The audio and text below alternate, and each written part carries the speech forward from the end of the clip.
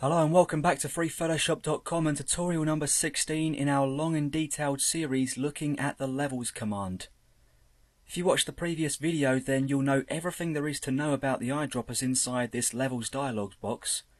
Indeed, we looked at a few examples where all three did a great job of adjusting our digital photographs and illustrations, and we also saw a few examples where the tool didn't do so well.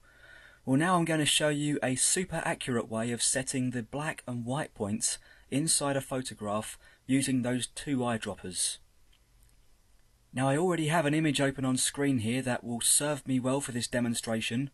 It's called Saxophone Man, a photograph taken in Central Park, New York City. And here's what I want you to do if you're going to download the image from the freephotoshop.com website and try this yourself. Firstly, I'm going to hit I on the keyboard to switch to the eyedropper tool.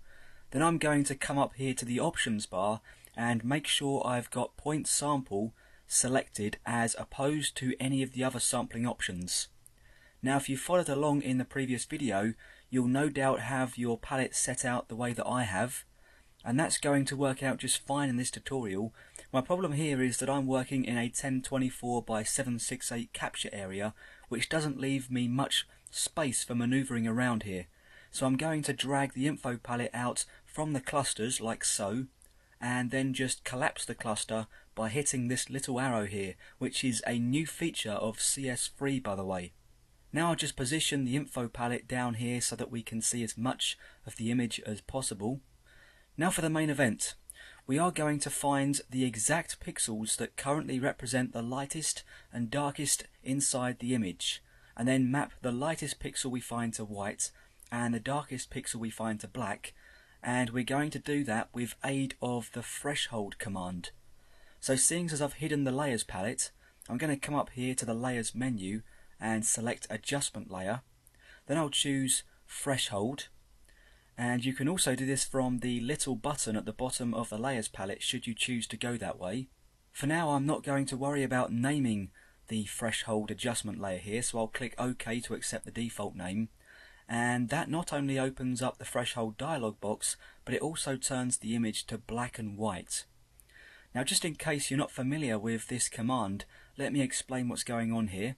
The threshold command is evaluating every pixel inside the image and turning each pixel either black or white depending on this threshold value here, which incidentally is measured in brightness levels. So it's taking a pixel, and if that pixel has an average brightness value above that of the threshold value here, it switches it to white. And if it has an average brightness level below that of the threshold value, it switches it to black. So fairly standard, fairly simple stuff going on here at the moment. So here's what I'm going to do. First of all, it's going to really help here if you've got the image set to a view size of 100%. And that's because we're going to be dealing with single pixels that may not show up if you're using a lower zoom ratio. And you can zoom in and out a few different ways with this dialog box up and active. You can control spacebar click to zoom in, control alt spacebar click to zoom out. That's command spacebar to zoom in on the Mac and command option spacebar to zoom out.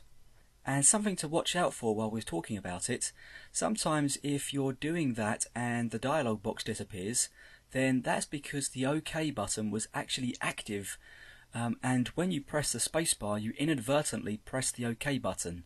So the workaround there, if you're having those kind of problems, is to make sure something else is selected inside the dialog box before you try zooming in or out. Just highlight the threshold value or something like that. Anyhow, you can also zoom in by using Control plus and Control minus. That's Command plus and Command minus on the Mac. And if you want to go to the 100% view size, then just type it in down here. That should work just fine. Okay, so let's go ahead and seek out the darkest pixel in the image first. And I'll do that by dragging the threshold slider over here to the left until we reach the area where the tonal range begins here in the histogram. So if I set the threshold to a brightness level of 25, then the black inside the image is representing all the pixels that have an average brightness level of 25 or lower. Now I'm just going to down arrow here a few times using the keyboard and just wait for the black pixels to disappear, then come up to the level above that So press the up arrow once. So here at a threshold of 23, for example, we get just a tiny amount of black pixels, and then when we drop to 22, they all disappear. So I'll zoom into this little cluster of pixels here until we can see them properly. We just need to be able to accurately click them, that's all. And once we're there, I'm going to hold down the Shift key on both the PC and Mac and click on the pixel. And what we've done there is tagged this pixel as a colour sample, and its before and after values appear over here under the number 1 in the info palette. So the value of the pixel before we added this adjustment layer was 22, 22 and 24, which is a fairly light grey. The zeros, by the way, represent the colour of the pixel with the adjustment layer applied, which is going to be black because of the threshold we've applied. So it's safe to ignore these values for now. Okay, I'm going to type 100% down here to return to the 100% view size of this photograph and therefore see every pixel it's got to offer. Next we're going to do the same for finding the lightest pixels inside this photograph. So I'll drag this threshold value up to the other end of the tonal range here, and then just look for the threshold value just before all the pixels turn black. And I'd say a value of 238 is where we want to be. Now I'll zoom into this area of the image where we can see plenty of white pixels, and then once we're there I'm going to shift click on the pixel to record its brightness value inside the info palette that appears under the number 2 colour sample this time. Okay, so that's great. We now have a record of where the lightest and darkest pixels are inside the photograph, so I can safely click cancel to disband of this threshold dialog box. I'll also zoom back out to view the image at 100% view size. Now at this point nothing's changed. All we've done is set 2 colour samples to the lightest and darkest regions of the photograph, and these 2 little colour icons, by the way, are non-printing variations of guides that you can use here inside of Photoshop. What we have to do now is set these pixels that we've selected to black and white respectively. So to do that I'm going to open up levels by hitting Ctrl or Command L on the keyboard, and we'll call this black stroke white point, and then click OK. And I'm going to start right off by setting my highlights, which I'll do by selecting the white eyedropper tool and then coming over here to the sample number 2, which is the lightest pixel we've identified. And a little tip here, if I press the caps lock key I can switch between the 2 cursors that are available to me. The first one is the standard eyedropper cursor that we've been using. The second one is a precise version of the eyedropper, and you can change these, by the way, if you want to, inside the preferences under the edit menu. Now with this precise version selected, I can hover above the sample that we created, and when both the sample and the cursor disappear, that's when you know they're lined up perfectly, and all we need to do now is click to set that white point. Simple as that. Now I'll set the shadows by first of all selecting the black eyedropper tool, and then repeating the process by hovering the mouse above the colour sample, and then when I've got things set up correctly, just clicking inside that point to set it to black. Now in this case things have gone a little too dark, I'd say. So here's what we're going to do.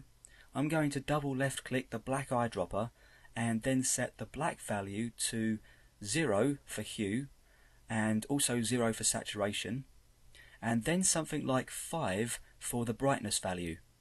Then I'll click OK and then just reapply that black point in the same way as we did before, and Levels will then reassign a new value, a completely new value to that pixel, and adjust all the other values inside the image as it sees fit. And I'd say that looks a lot better than the previous application of the shadows value. I'm going to click OK to accept these changes, and then I'm going to be asked if I want to save these target colours as the defaults. Now if you've spent time setting up these target colours and you've, say, got a batch of photographs to adjust, and you know for a fact that you'll need these values again, then go ahead and save the colours as defaults.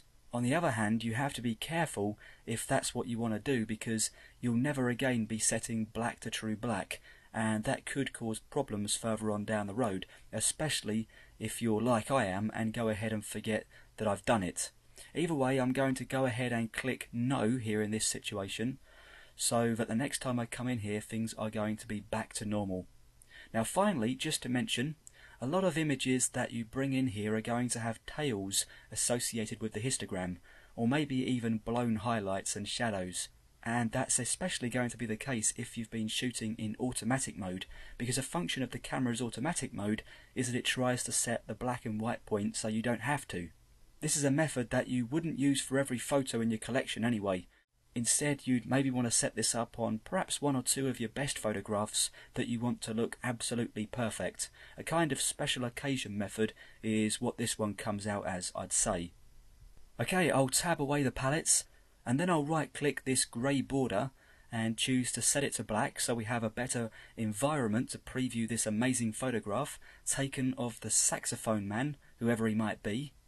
Now I'm going to hit Ctrl or Command Z to see a before version of the image, then once again to see our adjustments applied.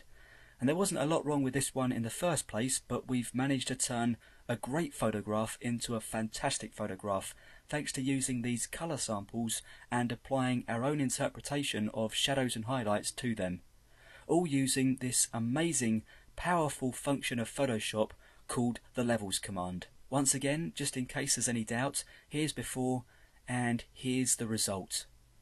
In the next tutorial we're going to look at adjusting skin tones inside levels.